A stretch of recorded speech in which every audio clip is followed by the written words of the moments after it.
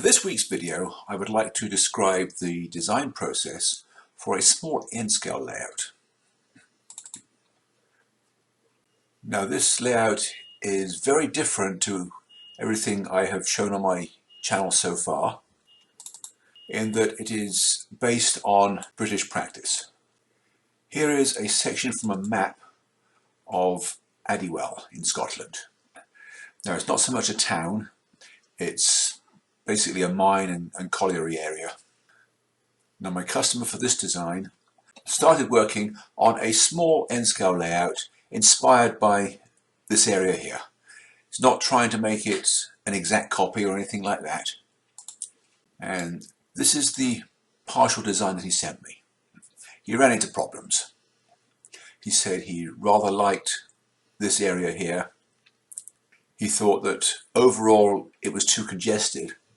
And he noted in this area, although he wanted another industry, he didn't know what to put there, and he called it white page syndrome. And he asked me if I could help him with the design process. Initially, he just asked for a critique of his design. And then after I gave him that, he upgraded to a full layout design. In addition to the mine and the associated activities, he wanted to also add a small passenger station and goods yard. And he wanted an offstage fiddle yard. Now, this is the first arrangement that I sent him. The size here is 3.3 meters by 0.6 meters. So approximately 11 feet by 2. Note how I've run the main line diagonally across the benchwork on a very broad curve. This adds a lot of interest over running it straight down the middle.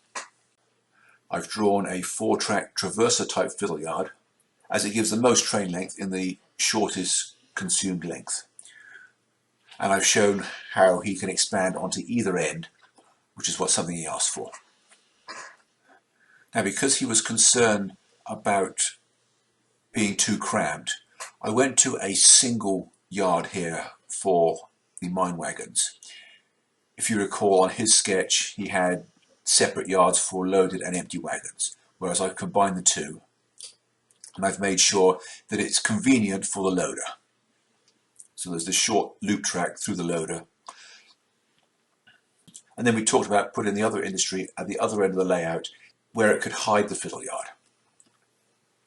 Now, I've also shown how a country road can wind across the layout, as can this stream that meanders across the centre section. Notice how everything intersects with everything else, creating a need for a few small bridges and also different levels to add interest. At the moment, it's shown in 3 equal-sized sections, which will comfortably fit in the customer's car, so he can take it to shows. So when I sent him this, he liked most of it, but he had some suggestions. So let's find the drawing that he sent me back. Here is that same drawing with his notes on it. Although he liked where I put the goods yard in the front, he wanted it to be slightly more dense. So we decided that a 3rd track would be in order. He asked for an engine shed. He wanted to know if it would fit here. And basically, I said no if you still want the stream, because that's the only place we can really put the bridge in. I did show him 1 or 2 locations where it could be. And he asked, what could I put there? And I explained to him that was a good place to put in some open countryside to distance the mine yard from the station. The second plan I sent him is this one. A few things are likely to immediately jump out at you. Firstly, it's now on 4 sections instead of 3, the 2 larger end ones and 2 smaller ones in the middle.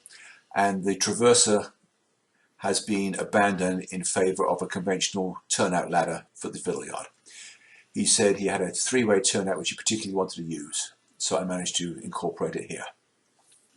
There's also an extra spur in at this end, because he asked, could I put a second industry in here?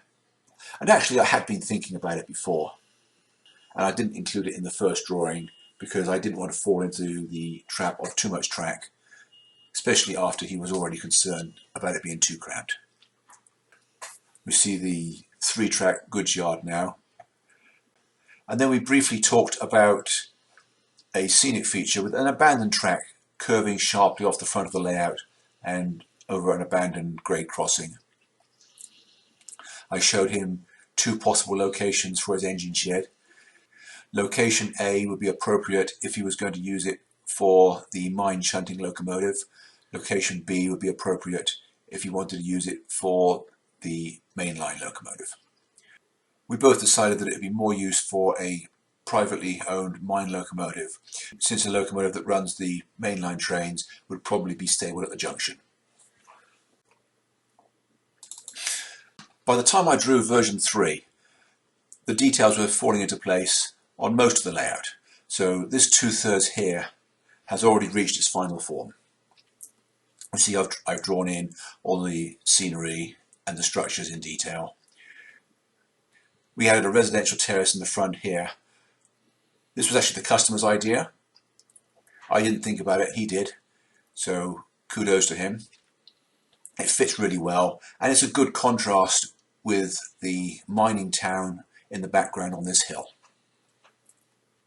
I've also curved the fiddle yard tracks forward slightly, which he asked for, because he's decided that he eventually wants to extend the railroad down in this direction along the second wall of the room. We also talked about what these industries should be here. So that leads to version 4. And this is the final plan that I sent him. We decided on a builder's supply yard here because it uses fairly small structures and a nice open feel. And then in front of the fiddle yard, we decided on a cotton mill between the backdrop and the canal wharf here. And because cotton mills generally tend to be very large structures, we now have a good contrast in different sizes, ranging from the huge structures here to the relatively small structures on the rest of the layout. The only other really large structure here is the mine loader. One way to add interest to a layout is to use a wide variety of different sizes of elements. And I think this layout does that quite well. Anyway, the customer is really happy and he's anxious to get started on building it. As I say, this layout is somewhat different from everything else that I've shown on my website. I hope you've enjoyed this video and you found it useful, and I hope to see you again next week. Thanks for watching, and bye for now.